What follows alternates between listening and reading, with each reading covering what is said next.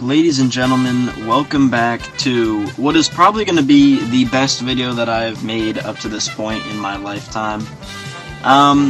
Today we have the UFC fighters that I would most want to date my daughter tier list. We've got a lot of guys, some good eggs, some bad eggs, some really good eggs, well, really only one really good egg because I'm going to have one that's in the boys for life tier.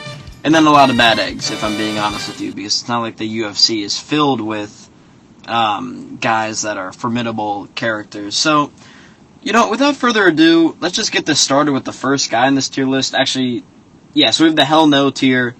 Would upset me if my daughter brought them home tier. Indifferent, like it's just your daughter's, it's your son-in-law, that kind of thing. Invited to the family barbecue, like they're chill, you fuck with them like that, like, it's always cordial whenever you see them.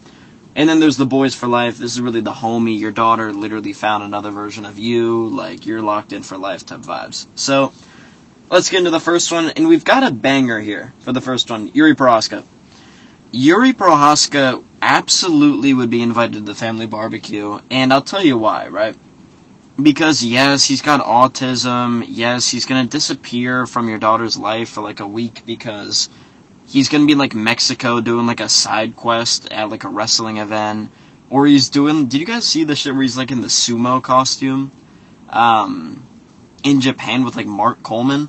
He's going to do some side quests, so that's why he's not, like, one of the boys, because I feel like he's not that relatable. Like, I feel like if you invited Yuri Prohaska to the cookout, and you're like... Oh, Yuri, did you bring the paper plates and the paper towels? I bring samurai sword and autism to this cookout. Let's go for that. And I bring Storm. Yuri, we didn't want that. We wanted the, like you're supposed to bring like the utensils and like the, like that kind of stuff. I bring your daughter. And I cannot stay for long because I have exam tomorrow, and I have to study for this. Let's go for that. Yuri he'd probably leave a little early, he's got to study, but he would be chill. Like, I think we all would fuck with Yuri at our barbecue, so he goes in the invited to the family barbecue tier. Next up, I'll be honest with you, Sean O'Malley would upset me. Imagine your daughter brings home a guy that looks like Sean O'Malley. And like he walks in the door and you're excited to meet him, your daughter's telling you all about him, how he's like hip and cool and shit. And it's like a 30-year-old man with pink hair and a shit ton of colorful tattoos, and he's like, imagine not calling me the Sugar Show. Imagine not doing that, Mr. Mansell. Imagine not doing that. He's the type of guy, like, he'll walk in and he'll want to he'll want you to be in the blunt rotation with like him and Tim Welch. Dude, imagine not ghosting the J right now, dude. Imagine not J in the peen with me and the boys, dude. Like, he's the type of dude that starts saying some dumb shit like that, so... And plus, he'd just be annoying, Like, I feel like Sean O'Malley would be kind of annoying for your daughter to be around, too, so... We're gonna say he'd upset me. Next up, the hell no category, John Jones. John Jones, absolutely, if my daughter brought home John Jones, first of all, he would kill me. So, I don't like that, first of all. I feel like there's a chance with Sean O'Malley that, I could fucking, I could kick his perennial nerve out and we'd be good. Or with, like, Yuri, he's just a kind guy. I feel like he wouldn't hurt anybody in any situation, so... Jones would kill me, but also, listen, man, I've heard the John McCarthy stuff, I've heard the MMA Guru stuff. I'd question it a little bit. I'd question what he's doing extramaritally. So, for that reason, we're putting John Jones in the hell no tier. Next up, I'll be real, I'd be indifferent about Brian Ortega. Because, like, you're going out to dinner, you're meeting your daughter's boyfriend at dinner for the first time, and you're asking this guy, Brian Ortega, you heard he fights, and you're like, oh, so, Brian, do you have any cool stories from your date today? Like, what did you guys see? Like, do you guys go on a walk or something? Dude, listen, I was on a walk, and I saw an eagle, and I thought to myself, wow, that eagle had to get its talons clipped before it rose from the flames. Brian, I think that was the phoenix that rose from the ashes. Is that what you're talking about? I'm glad you asked. But an eagle can live 700 years. And this is just my storyline, dude. It's just the beginning of my comeback and my redemption arc. So, Brian Ortega would kind of yap, but he's kind of chill. He's nonchalant. Like, I feel like he'd probably buy shit for my daughter. Like, he'd spoil her. He's like that type of guy. So, you can't be that mad with Brian Ortega. Definitely better than Sean O'Malley, but definitely worse than Yuri Prohaska, in my opinion. Next up, I'm putting Leon Edwards in the would upset me tier, and I'll tell you why. Leon Edwards would be awful if he was at that same barbecue that Yuri Prohaska was at. Leon Edwards would be there. You're asking him, you're like, hey, Leon, you were supposed to bring the mac and cheese. I'm seeing you only have, like, napkins. Shut the fuck up, bruv. Bruv, I was sleepy, bruv. I got the napkins, bruv. Headshot dead, If you don't like the napkins, then what? I was supposed to bring mac and cheese, bruv. Nah, bruv. That's not what I do, bruv. Mercedes GLE, bruv. He's just saying bruv too much, and he's pissing you off. He keeps saying he's sleepy. He's probably the type of guy, like, you and your family are doing, like, cornhole or some shit like that. You're doing, like a game together, and he just kind of quits. Like, like, someone, like, fucks around and, like, fakes doing a Kimura on him, and, like, they're, like, locking his arm as a joke, and he, like, taps. And he's like, bruv, I don't want to do this anymore, bruv. It's like that kind of stuff. So, Leon Edwards would definitely upset me if he was, like, my son-in-law. Next up, this is also going to be a hell no, and I'm going to tell you why. No body cam Joe Pyfer is going in the hell no tier with John Jones. I don't really have to explain this one. I also don't want to do an impression of Joe Pyfer for a litany of reasons. But it just, Joe Pyfer's the type of guy, you can't have a Thanksgiving dinner with him, with all the family. Unless you're from certain parts of this country meaning America, obviously, then maybe you could have him at Thanksgiving dinner. But I feel like Joe Pyfer would be awful to, like, you're talking about, oh, should we get Mexican food tonight? And this guy's talking about how, like, we need to kill all Mexicans and how, the water's dirty, and he's not a guy that you want at the family dinner. So we're going to say hell no on Joe Pyfer, just for a couple reasons like that. Next up, I honestly think Bilal Muhammad would be pretty good as your daughter's boyfriend, and maybe even a husband. He's Muslim, so he's going to be respectful towards her. I feel like a lot of Muslim people have money. That just might be a random stereotype, but, the guy's got money. I will say, though, the reason he wouldn't be invited to the barbecue is because he'd show up to the barbecue, and, like, you're making hot dogs and shit on the grill, and it's like, bro, this sucks, dude. I can't have this, dude. Dude, this sucks, bro. Bro, remember when I beat Gilbert Burns? I have a better legacy than GSP, bro. Bro, you literally suck at, bro, you suck at grilling these hamburgers and hot dogs. Like, he's the type of dude that's, like, sitting next to you, like, you're all drinking a beer, having a good time, and Bilal Muhammad is, like, fucking yelling at you from in your ear about how bad you are at grilling. So, we're gonna say indifferent, because I feel like he'd be chill, but, it wouldn't, like, upset me, Next up, second member invited to the family barbecue, JDM. Mate.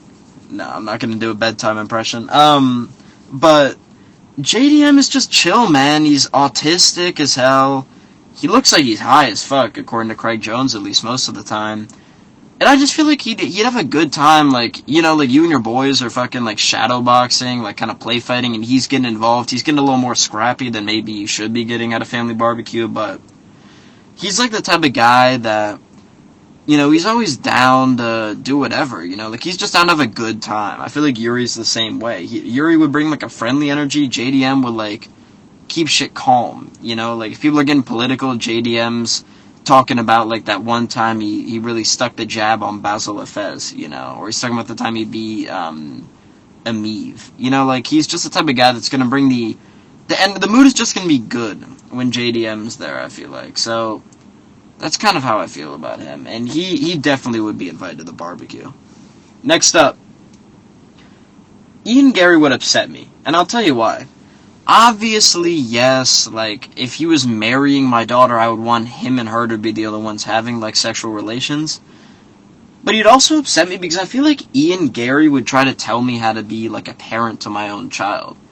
Like, I feel like he'd walk around and be like, I went in there, and I told your daughter that you can't see her anymore, and you're not doing it the right way. You gotta jab him, and you gotta calf kick him a little bit. You know, like, he's like that high-pitched, squeaky fucking voice, and he's telling you that, like, you shouldn't drink a fucking Natty Light in front of your daughter. You know, he's telling you shit about, like, oh, you need to Venmo her $1,000. We are going shopping. Like, not even she's going shopping, he's saying we. He's the type of guy doing that. I will say he's not a hell no, because he does actually seem like a pretty decent dude when you just hear him talk normally in interviews, not when the interview actually matters. So, I mean, it would upset me. Like, definitely he's not the same tier as, like, a Brian Ortega or Bilal, I feel like, with indifference, but he also isn't as bad as John Jones or Joe Pyfer. So, next up, I'm putting Dustin Poirier in the indifferent. And I know Poirier's, like, a chill guy. Like, we all fuck with Poirier. I fuck with the Diamond. I'm actually probably rooting for him for Max Holloway, but I feel like Dustin Poirier would be cool. Like, he's one of the boys, like, those type of dudes, but he's like a sneaky unk. You know, like, Poirier's, like, sitting there, and you're talking about how, like, the Saints are gonna have a bad season. He's from New Orleans. He's the type of dude, if you're joking about, like, the legacy of Drew Brees, he's like, hey, you know what you did, dude? Dude, come on, dude. Dude, Drew Brees, most yards in history, dude. Most touchdowns in history, dude. Come on now. Come on now, dude. You know what you did? You know what you fucking did? You're a scumbag, dude. This is my house. This is my house right here.